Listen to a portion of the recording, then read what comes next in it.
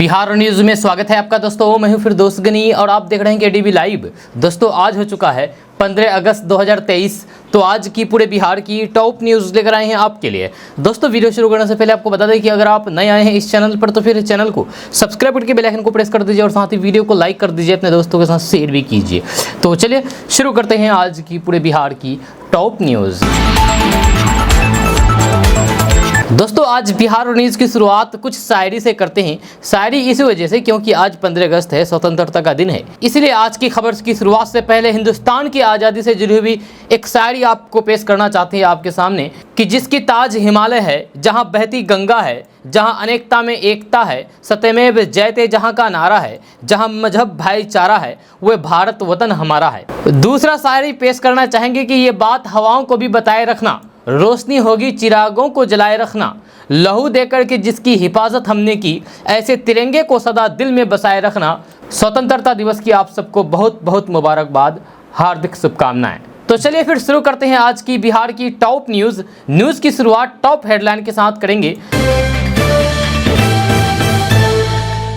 तो बात करते हैं कि बिहार में होने जा रही है बम्पर बहाली, 10,000 से अधिक पदों पर होगी भर्ती। फटाफट देखें जानकारी। बिहार के कई जिलों में बाढ़ का खतरा लगातार बढ़ रहा है। कोसी नदी का जलस्तर, निचले इलाके डूबे। लाल किले पर स्वतंत्रता दिवस समारोह में मेहमान होंगे बिहार के 5 मनरेगा मजदूर परिवार, पीएम मोदी ने भिजवाया न्योता। बिहार भाजपा ने राज्यपाल को सौंपा ज्ञापन, नीतीश राज में प्रशासनिक अराजकता और बिहार को बताया जंगल राज के द्वार पर खड़ा। बिहार में मंडराया बाढ़ का खतरा, कोसी ने तोड़ा 35 सालों का रिकॉर्ड, मंत्री ने दी अलर्ट रहने की सलाह। सीएम नीतीश की पार्टी का बड़ा बयान, पीएम मोदी आखिरी बार लाल किले से फहराएंगे तिरंगा, कर दी बड़ी मांग। बिहार के एक नहर में मिली 55 किलो की विशाल मछली, देखने वालों की जुटी भारी भीड़। आगे आपको बताएंगे इस खबर को विस्तार से। बिहार में जारी रहेगी जातीय जनगणना, सुप्रीम कोर्ट का रोक से फिर इनकार, अब मिली ये तारीख। बिहार में 16 से 31 अगस्त तक हड़ताल पर रहेंगे सभी मुखिया, करेंगे कार्य बहिष्कार। बिहार के 4 आईपीएस अधिकारियों को मिलेगा केंद्रीय गृह मंत्री एक्सीलेंस मेडल, लिस्ट में ये नाम शामिल। आपको आगे बताएंगे विस्तार से। दोस्तों अब खबर विस्तार से। तो जैसे कि आपको पता है कि आज 15 अगस्त है, 15 अगस्त यानी कि स्वतंत्रता का दिन। जी हाँ, आपको बता दें कि 15 अगस्त 1947 को भारत को अंग्रेजों की गुलामी से आज़ादी मिली थी, जिसके बाद से भारत एक स्वतंत्र देश बना। यह दिन हर देशवासियों के लिए गर्व का दिन है, जिसे देश भर में झंडा फहरा करके, लड्डू जलेबियाँ बांट करके बेहद धूमधाम से मनाया जाता है। लेकिन आखिर 15 अगस्त की तारीख ही भारत को आज़ाद करने के लिए क्यों चुनी गई, इसकी वजह बहुत ही खास है। आइए जानते हैं, आपको बताते हैं कि आखिर 15 अगस्त के ही दिन आज़ादी क्यों मिली। तो बात करते हैं कि ब्रिटिश शासन के अनुसार भारत को 30 जून 1948 को आज़ादी दी जाने वाली थी, लेकिन उसी समय नेहरू और जिन्ना के बीच भारत और पाकिस्तान के बंटवारे का मुद्दा शुरू हुआ। जिन्ना के पाकिस्तान की मांग को लेकर के लोगों में सांप्रदायिक झगड़े की संभावना बनते देख करके भारत को 15 अगस्त 1947 को ही आज़ाद करने का फैसला किया। जब 4 जुलाई 1947 को माउंटबेटन द्वारा ब्रिटिश हाउस ऑफ कॉमन्स में इंडियन इंडिपेंडेंस बिल पेश किया गया था, जहाँ इस बिल को ब्रिटिश सांसदों द्वारा तुरंत मंजूरी दे दी गई, जहाँ और 15 अगस्त 1947 के दिन भारत को आज़ादी देने की घोषणा कर दी गई। भारत के आखिरी वायसराय लॉर्ड माउंटबेटन की जिंदगी में 15 अगस्त का दिन बहुत ही खास था। दरअसल 15 अगस्त 1945 के दिन द्वितीय विश्व युद्ध के दौरान ब्रिटिश के सामने जापानी आर्मी ने आत्मसमर्पण किया था। उस समय ब्रिटिश की सेना में लॉर्ड माउंटबेटन अलायंस फोर्सेज में कमांडर थे, जहाँ जापानी सेना के आत्मसमर्पण का पूरा श्रेय माउंटबेटन को दिया गया था। तो फिर माउंटबेटन 15 अगस्त को ही अपनी जिंदगी का सबसे अच्छा दिन मानते थे और इसलिए उन्होंने 15 अगस्त का दिन ही भारत की आज़ादी के लिए चुना। दोस्तों जदयू ने प्रधानमंत्री नरेंद्र मोदी पर बड़ा हमला बोला है। जदयू ने पीएम मोदी के बारे में बताया है कि पीएम मोदी यानी कि नरेंद्र मोदी इस बार आखिरी स्वतंत्रता दिवस में झंडा फहराएंगे, अगली बार से नहीं फहरा पाएंगे क्योंकि वे सत्ता में बने रहेंगे ही नहीं। जी हाँ, ये कहना है जदयू का। आपको बता दें कि लोकसभा चुनाव से पहले जदयू के निशाने पर पीएम मोदी है। जेडीयू ने ट्वीट पर वीडियो के जरिए पीएम मोदी पर निशाना साधा है। जेडीयू ने ट्विटर पर लिखा है कि पीएम मोदी लाल किले से आखिरी बार तिरंगा फहराएंगे, उम्मीद है कि सच ही बोलेंगे। वहीं इस पर बीजेपी ने पलटवार किया है। बीजेपी विधायक हरिभूषण ठाकुर बचौल ने कहा है कि देश के प्रधानमंत्री जब तक जीवित रहेंगे या जब तक लाल किला पर झंडा फहराने का काम करेंगे, आने वाले 50 सालों तक बीजेपी लाल किला पर झंडा फहराने का काम करेगी। ये लोग सिर्फ मुंगेरी लाल के हसीन सपने देख रहे हैं, लेकिन इनका सपना पूरा नहीं होने वाला है। वहीं आरजेडी का मानना है कि जो बात जदयू ने अपने ट्वीट के जरिए कही है, जो बीजेपी घमंडिया रूप में कह रही है कि हम आने वाले 50 सालों तक लाल किला पर झंडा फहराएंगे, जदयू की बात से मैं इत्तेफाक रखता हूं। जनता ने इस बार मूड बना लिया है। जो इंडिया गठबंधन के साथ जनता है, नरेंद्र मोदी जी का ये अंतिम बार होगा कि वे लाल किला से झंडा फहराएंगे, क्योंकि 2024 में उनका सफाया तय है। जनता ने मुद्दे को चुनने का काम करेगी, इंडिया गठबंधन को अपना आशीर्वाद देगी 2024 के लोकसभा चुनाव में। जदयू के ट्विटर हैंडल से वीडियो जारी हुआ है। जो 1 मिनट 52 सेकंड के इस वीडियो में पीएम मोदी पर तंज कसते हुए निशाना साधा है, फिर अपील की गई है। जदयू की ओर से जारी इस वीडियो में बिहार में जाति गणना को रोकने का आरोप लगाते हुए जनता से माफी मांगने की अपील की है। वीडियो में कहा गया है कि बीते 9 सालों से आपके मन की बात देश ने सैकड़ों घंटे सुनी है, लेकिन जनता के मुद्दे पर आप हमेशा मौन रहते हैं। लेकिन उम्मीद है कि इस बार आप लाल किले से आम जनता के हित की बात करेंगे। देश की जनता उम्मीद कर रही है कि आप मणिपुर पर सच बोलेंगे। दोस्तों, बात करते हैं कि बिहार के कोसी क्षेत्र में इस बार फिर से बाढ़ का अलर्ट जारी किया गया है। जब कोसी नदी में 35 साल पुराना रिकॉर्ड तोड़ दिया गया है। कोसी बैराज से 6,62,000 क्यूसेक पानी छोड़ा गया है, जिससे इलाकों में भारी तबाही आ सकती है। साथ ही इससे कोसी नदी के जलस्तर में वृद्धि की संभावना है। ऐसे में सुपौल के डीएम ने जिले के सभी मुखिया को फोन करके अलर्ट रहने का कहा है।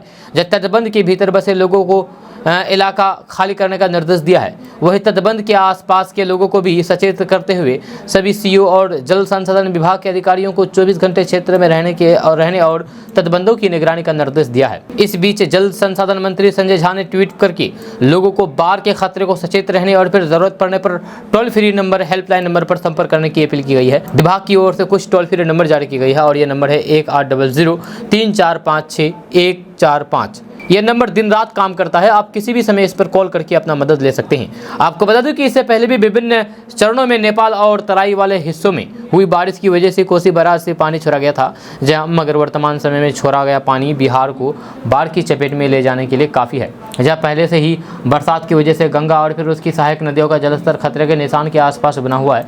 ऐसे में बिहार में बाढ़ के निश्चित खतरे को देखते हुए जल संसाधन विभाग की तरफ से हेल्पलाइन नंबर जारी किया गया है।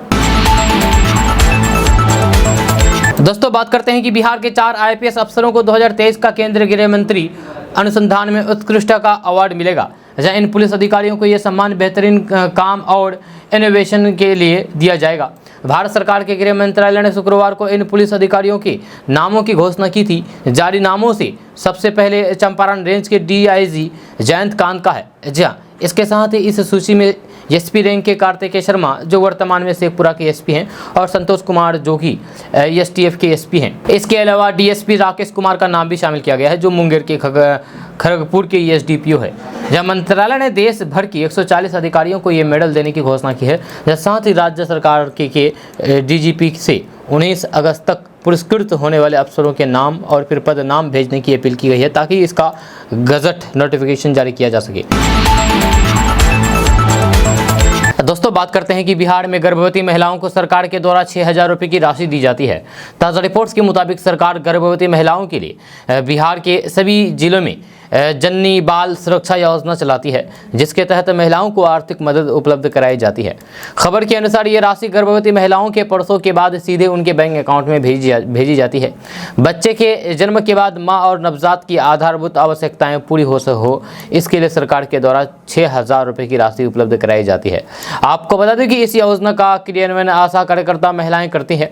इसलिए अगर आप इस योजना का लाभ उठाना चाहते हैं तो फिर आप आशा कार्यकर्ता महिला से संपर्क करके ऑफलाइन के द्वारा आवेदन की प्रक्रिया को पूरा कर सकते हैं। दरअसल गांव की आशा महिलाएं गर्भवती महिलाओं का नामांकन करने के बाद अन्य जानकारी इकट्ठा करके विभाग को भेजती है। इसके बाद विभाग के द्वारा पैसों की राशि सीधे महिला के बैंक खाते में ट्रांसफर की जाती है। जहां आवेदन करने के लिए आधार कार्ड, पैन कार्ड, प्रसव प्रमाण पत्र और बैंक डिटेल्स होनी चाहिए। दोस्तों बात करते हैं कि बिहार के सिवान जिले में स्थित रघुनाथपुर प्रखंड के करसर गांव से होकर के गुजरने वाली नहर में एक बड़ी मछली पर ग्रामीणों की नजर पड़ गई। बस फिर क्या था, लोग मछली को पकड़ने के लिए नहर में कूद पड़े। जब लोगों ने काफ़ी मशक्कत के बाद आखिरकार इस बड़ी मछली को पकड़ ही लिया। मछली की लंबाई 5 फीट और उसका वजन 55 किलो है। जहाँ इतनी बड़ी मछली मिलने के बाद क्षेत्र में चर्चा का विषय बन गया है। बताया जाता है कि 3 साल पहले भी सिवान में इस प्रकार की बड़ी मछली पाई गई थी। आमतौर पर इतनी बड़ी मछलियाँ समुद्र में मिलती है। जब बताया जा रहा है कि करसर गांव के चौराहे के पास दोपहर में खेतीबाड़ी के मकसद से घूम रहे कुछ युवाओं ने चमकी गंडक से होकर के निकलने वाली फुलवरिया टाड़ी नहर के अंदर काफ़ी जोरदार आवाज़ सुनी। आवाज़ को सुनकर के आसपास के लोग जुड़ गए। देखने पर पता चला है कि एक बड़ी मछली नहर के पानी में आई हुई है। बड़ी मछली को देख करके किसी की पास जाने की हिम्मत नहीं हो रही थी। कुछ युवाओं ने साहस करके जाल के सहारे मछली को बाहर निकाला। आपको बता दूं कि ये मछलियाँ नेपाल के पहाड़ी इलाकों से आती है। जानकारी के मुताबिक इस मछली को गोइटा मछली के नाम से जाना जाता है। जब ये मछली नेपाल के पहाड़ी नदियों से निकल करके आई है। जब इससे पहले भी जब नहर में पानी आता है तो अक्सर चौंकाने वाले जलीय जीव मिला करते हैं। दोस्तों अब खबर नवादा से आ रही है, जहां बिजली कट से परेशान लोगों ने भारी बवाल कर दिया। जब गुस्साए लोगों ने पावर सब स्टेशन में जमकर की तोड़फोड़ की। जब बिजली की आंख मिचौली से परेशान लोगों ने बिजली की मांग को लेकर के गोविंदपुर बाजार को पूरी तरीके से बंद कर दिया। दरअसल गोविंदपुर के बिजली कट से परेशान लोगों के धैर्य ने आज जवाब दे दिया और फिर गुस्साए लोगों ने सड़क पर उतर करके जम करके बवाल मचाया। यहाँ आक्रोशित लोगों ने सड़क पर टायर जलाकर के मुख्य मार्गों को जाम कर दिया और बाजार को पूरी तरीके से बंद कर दिया। इस दौरान आक्रोशित लोगों ने पावर सब स्टेशन में जम करके तोड़फोड़ भी की। लोगों का आरोप है कि बिजली विभाग के कर्मी कभी भी उपभोक्ताओं से अच्छा व्यवहार नहीं करते हैं और फिर बिजली की जानकारी मांगने पर उनके साथ दुर्व्यवहार किया जाता है। लोगों का यह भी आरोप है कि गोविंदपुर में महज 3 से 4 घंटे ही बिजली मिलती है, जबकि अन्य प्रखंडों में 18 से 20 घंटे बिजली मुहैया कराई जाती है। दोस्तों बात करते हैं कि 15 अगस्त 1947 को भारत को आज़ादी मिली थी। तब से लेकर के अब तक राष्ट्रीय और अंतर्राष्ट्रीय स्तर पर भारत ने कई बदलाव देखे हैं। जब बदलाव की इन कड़ियों के बीच हम रोज़ कोई न कोई भाषण सुनते हैं, लेकिन क्या आप जानते हैं कि एक ऐसी परंपरा है जो अब तक नहीं बदली है। यूँ तो भारत में स्वतंत्रता दिवस का समारोह 15 अगस्त की सुबह को मनाया जाता है, लेकिन बिहार के इस शहर में सुबह का इंतजार नहीं किया जाता है, बल्कि ठीक रात 12 बजे झंडा उत्तोलन किया जाता है। जी हाँ, संविधान सभा में जब जवाहरलाल नेहरू 14 अगस्त की मध्यरात्रि को वायसराय लॉज यानी कि मौजूदा सेंट्रल हॉल में ऐतिहासिक भाषण ट्रिस्ट विद डेस्टिनी दे रहे थे, ठीक उसी वक्त बिहार के पूर्णिया शहर के एक चौराहे पर भारत के आज़ाद होने का जश्न मनाया जा रहा था और तिरंगा लहराया जा रहा था। पिछले 76 वर्षों से यहाँ 14 अगस्त की तारीख बदलते ही अंधेरी रात में तिरंगा अपने शौर्य और फिर वैभव की अलग बिखेरता नजर आता है। बाघा बॉर्डर और पूर्णिया का झंडा चौक ऐसी 2 जगह ही है जहां हर एक साल 14 अगस्त की अंधेरी रात में ही झंडा उत्तोलन होता है। 15 अगस्त 1947 की सुबह लाल किले की प्राचीर पर देश के पहले प्रधानमंत्री जवाहरलाल नेहरू ने झंडा उत्तोलन किया था, लेकिन बिहार के पूर्णिया में 14 अगस्त की रात को ही तिरंगा लहराया गया था। ये परंपरा 14 अगस्त 1947 से आज तक चली आ रही है। जब 75वें स्वतंत्रता दिवस पर लाल किले के प्राचीर से प्रधानमंत्री नरेंद्र मोदी तिरंगा फहराएंगे आज, लेकिन पूर्णिया के लोग 14 अगस्त की रात यानी कि ठीक 12:01 पर आन बान और शान से तिरंगा फहराएंगे। पूर्णिया के झंडा चौक पर सैकड़ों की संख्या में लोग जमा होते हैं। 14 अगस्त 1947 की उस स्वर्णिम पल को लोग याद करते हैं, जब ठीक 12:01 पर स्वतंत्रता सेनानी रामेश्वर कुमार सिंह ने झंडा उत्तोलन किया था।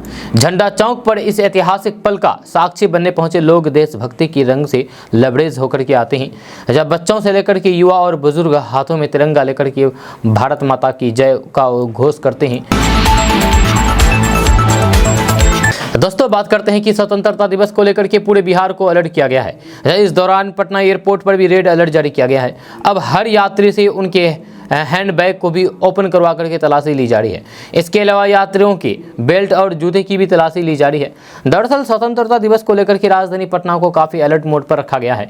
जैसे में बिहार आने और फिर बिहार से जाने वाले हर एक यात्री की तलाशी की जा रही है, ताकि कोई अन्य तरह की गतिविधियां उत्पन्न न हो पाए। यही वजह है कि पटना एयरपोर्ट पर हर एक यात्री की बारीकी से जाँच की जा रही है। पहले यात्रियों की जाँच में जहाँ 1 से 2 मिनट लगते थे वहां अब समय बढ़कर के 3 से 5 मिनट तक हो गया है। वहीं अलर्ट को देखते हुए CISF ने भी अपनी सुरक्षा बढ़ा दी है। एयरपोर्ट के भीतर रनवे से लेकर के सभी जगह पर सुरक्षा के पुख्ता इंतजाम किए गए हैं। एयरपोर्ट सूत्रों से मिली जानकारी के अनुसार 15 अगस्त को पटना से दिल्ली जाने वाले 2 विमान को रद्द किया गया, जबकि 2 के टाइम में चेंज कर दिया गया। दोस्तों बात करते हैं कि जनसुराज पद यात्रा के संयोजक और फिर चुनावी रणनीतिकार प्रशांत किशोर इन दिनों समस्तीपुर के दौरे पर हैं, जहां इस दौरान उन्होंने 8 गांव के करीब 12 किलोमीटर की पद यात्रा की। इस दौरान नीतीश सरकार पर हमला बोला।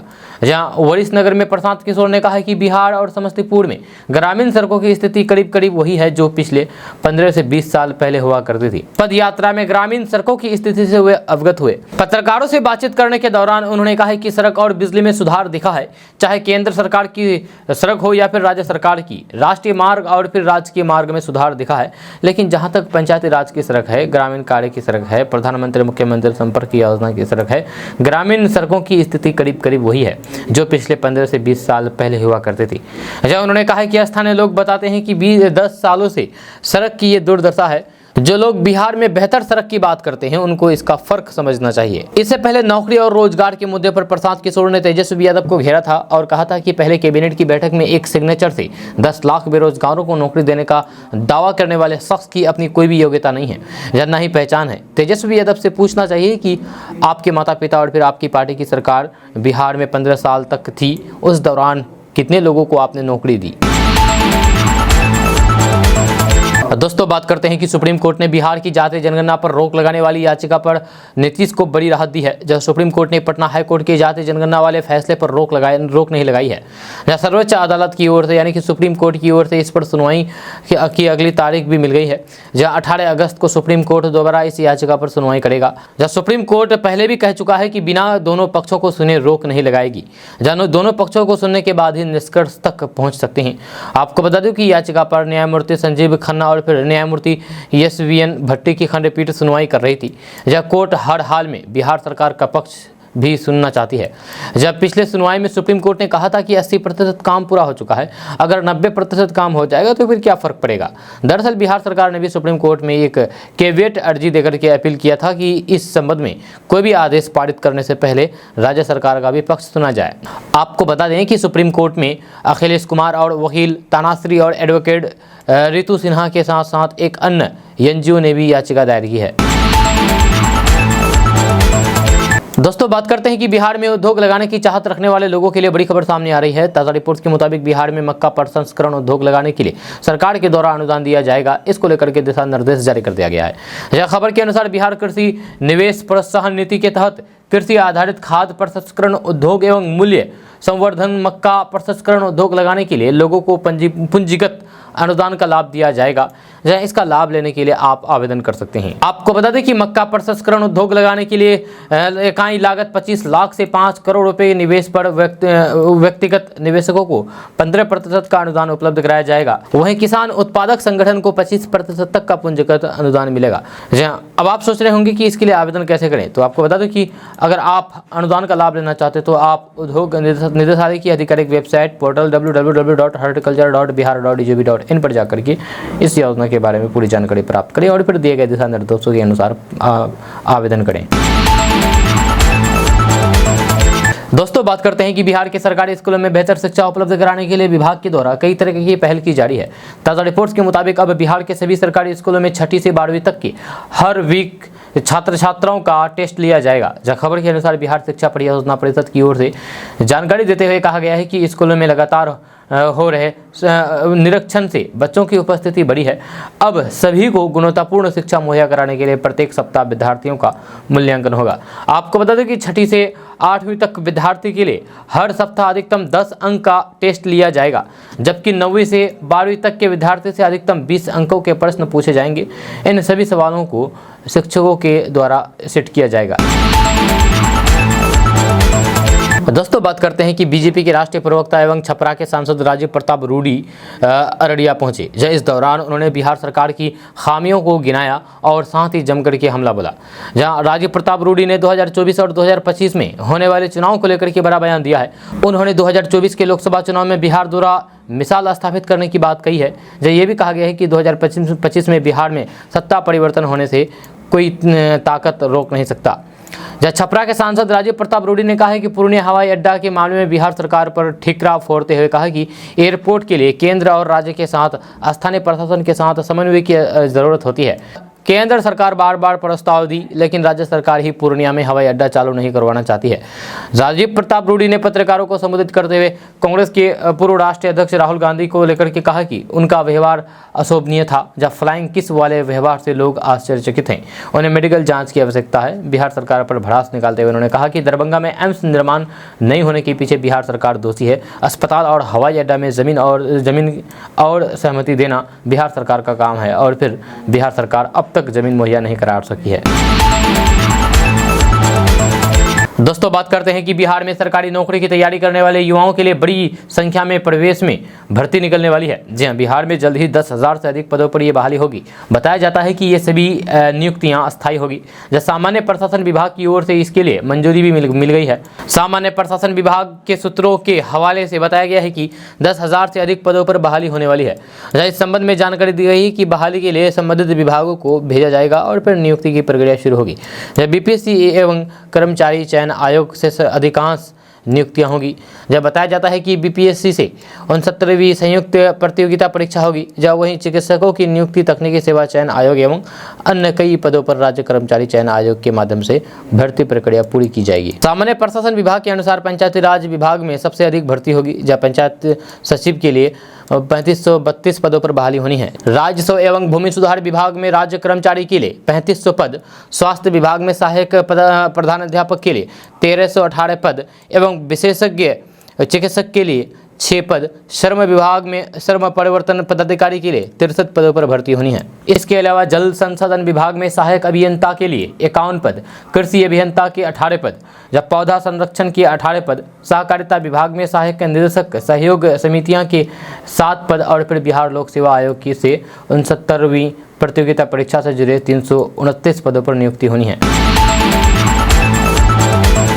दोस्तों बात करते हैं कि बिहार में भ्रष्टाचार और विधि व्यवस्था को लेकर के भाजपा लगातार सवाल उठा रही है। जब भाजपा महागठबंधन सरकार में आपराधिक घटनाओं में इजाफा होने का भी आरोप लगा रही है। भाजपा बिहार सरकार के खिलाफ हमलावर हैं। जहां भाजपा की ओर से सरकार के खिलाफ कार्रवाई की मांग उठने लगी है। जब बिहार सरकार की कथित नाकामियों के खिलाफ भाजपा हमलावर है, जब पार्टी लगातार आंदोलन भी चला रही है। इसी कड़ी में भाजपा के विधानसभा के नेता प्रतिपक्ष विजय कुमार सिन्हा ने कहा कि नीतीश सरकार ने लोकतंत्र को लाठी तंत्र में बदल दिया है। जो सरकार के भ्रष्टाचार के खिलाफ आवाज उठाता है उसके खिलाफ या तो लाठी चलाई जाती है या फिर मुकदमों में फंसा दिया जाता है। राज्य के हालात जंगल राज से भी बदतर है।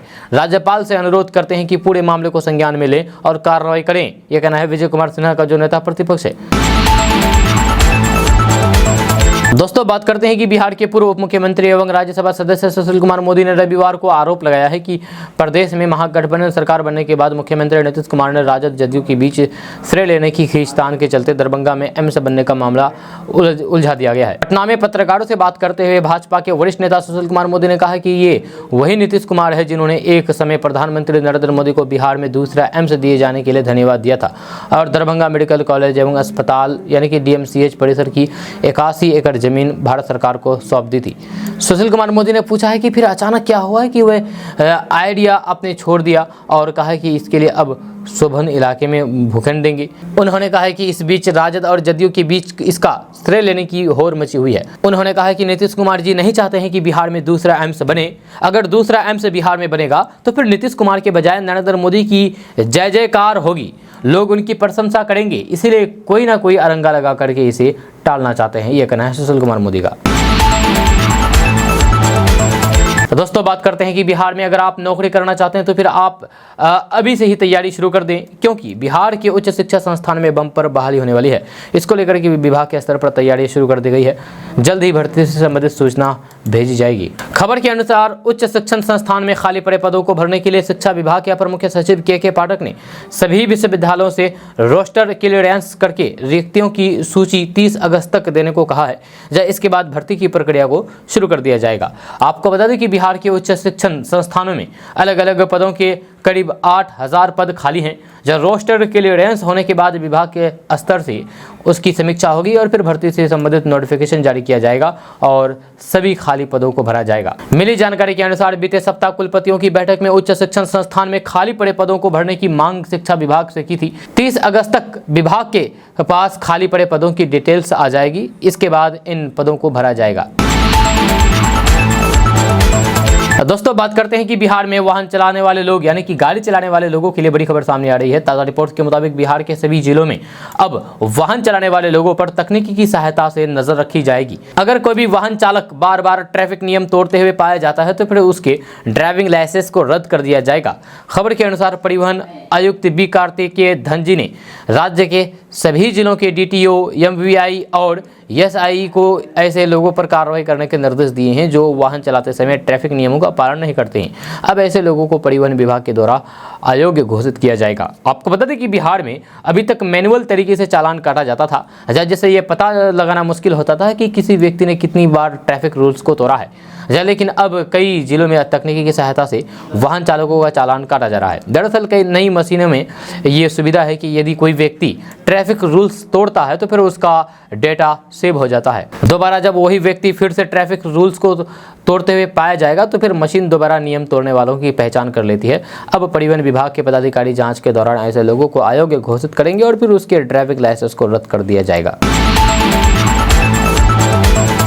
दोस्तों बात करते हैं कि बिहार हमेशा से ही अपने अलग अलग कारनामों को लेकर के सुर्खियों में बना रहता है। यहाँ कभी पुल ही चोरी कर ली जाती है तो कभी मोबाइल टावर चोरी कर ली जाती है तो कभी रेल का इंजन ही चोरी कर लेकर चले जाते हैं। इस बीच एक ताज़ा मामला भभुआ से निकल करके सामने आ रहा है, जहां एक घर के अंदर ही पूरी की पूरी रजिस्ट्री ऑफिस चलाई जा रही थी, जिसके बाद डीएम के छापेमारी में इस पूरे मामले का खुलासा हुआ है। दरअसल भभुआ शहर के राजेंद्र सरोवर के पास गुलजार वाटिका के बगल में स्थित एक आवास में अवैध तरीके से रजिस्ट्री ऑफिस चलाया जा रहा था। इसके बाद इस मामले की सूचना जिलाधिकारी को मिली। फिर जिलाधिकारी ने एक टीम तैयार करके बताए गए स्थान पर छापेमारी की तो फिर यहां से 2 राजस्व कर्मचारी समेत एक प्राइवेट कंप्यूटर ऑपरेटर को अरेस्ट किया गया है। तो दोस्तों बात करते हैं कि बिहार में लड़कियों को आगे बढ़ाने के लिए सरकार के द्वारा कई तरह की योजनाएं चलाई जाती है। ताज़ा रिपोर्ट्स के मुताबिक नीतीश सरकार राज्य की यानी कि बिहार की लड़कियों के लिए मुख्यमंत्री बालिका प्रोत्साहन योजना चलाती है, जिसके तहत स्नातक पास होने पर लड़कियों को 50,000 रुपये की राशि दी जाती है। खबर के अनुसार मुख्यमंत्री बालिका प्रोत्साहन योजना का लाभ उन लड़कियों को भी प्राप्त होता है जो ग्रेजुएशन के समुच्च या फिर किसी सामान्य तकनीकी की पढ़ाई करते हैं। इन लड़कियों को भी ग्रेजुएट होने पर सरकार 50,000 रुपये देती है। आपको बता दें कि इस योजना का उद्देश्य छात्रों को समाज में उचित सम्मान दिलाने तथा आगे पढ़ाई करने के लिए प्रोत्साहन करना है। इस योजना का लाभ एक परिवार में अधिकतम 2 बेटियों को दिया जाता है। इसका लाभ लेने के लिए लड़कियां आवेदन कर सकती है। आवेदन करने के लिए दस्तावेजों के बारे में अगर बात किया जाए तो आधार कार्ड, बैंक खाता, निवास प्रमाण पत्र, पैन कार्ड, मोबाइल नंबर, 10वीं 12वीं और स्नातक की मार्कशीट, जातीय प्रमाण पत्र आदि। अब आप सोच रहे होंगे कि इसके लिए आवेदन कैसे करें, तो आपको बता दूं कि आप वेबसाइट www.medsoft.bis.nse.in पर जाकर के इस योजना की जानकारी लें और दिए गए निर्देशों का पालन करें। दोस्तों बात करते हैं कि बिहार में मानसून ने रफ्तार पकड़ ली है। जब बारिश के बाद एक बार फिर से उमस भरी गर्मी से सभी परेशान हुए हैं। जब कुछ दिनों से बारिश हो रही है, जब सावन में यहाँ लोगों ने उमस भरी गर्मी झेला है। बिहार के कई इलाकों में पिछले एक सप्ताह में हुई बारिश से किसानों के चेहरे खिल उठे हैं और खेतों में धान की रोपाई शुरू की गई है। बिहार के कई जिलों में रुक रुक करके हुई बारिश से खेतों में पानी दिखाई देने लगा है और किसान खेतों में उतर गए हैं। इसके पहले बारिश न होने से किसान परेशान थे। कई इलाकों में हुई झमाझम बारिश से धान की मुरझाती फसल को संजीवनी मिल गई है। जिन इलाकों में अभी तक धान की रोपाई नहीं हो रही थी वहाँ भी शुरू हो गई है। यह सरकारी आंकड़े के मुताबिक राज्य में यानी कि बिहार में तेजी से धान की रोपने का कार्य चल रहा है। आंकड़ों के अनुसार रविवार तक राज्य में 31 लाख हेक्टेयर भूमि पर धान की रोपनी हो चुकी है। यह लक्ष्य करीब 35,97,000 हेक्टेयर रखा गया है। यह कृषि विभाग के आंकड़ों के मुताबिक रविवार तक रोहतास जिले में 2 लाख, पूर्वी चंपारण में 1,78,000, पश्चिमी चंपारण में 1,24,000 और भी कई सारी जिलों में अच्छी खासी हेक्टेयर में धान की रोपनी हुई है। दोस्तों बात करते हैं कि नेपाल में भारी बारिश से बिहार के कई जिलों पर बाढ़ का खतरा मंडराने लगा है।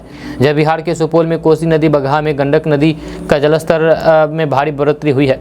यह हालात यह है कि सुपौल में बराज के सभी 56 गेट खोल दिए गए हैं, जब कोसी बराज ने 34 सालों का रिकॉर्ड तोड़ दिया है। रात 2 बजे से 4 बजे तक 4,62,000 क्यूसेक पानी छोड़ा गया है। दोपहर बाद कई इलाकों में पानी घुसने की आशंका है, जब वहीं बगहा में बैराज से 2,83,000 क्यूसेक पानी छोड़ा गया है, जिसके बाद बाढ़ की आशंका से लोग भयभीत हैं।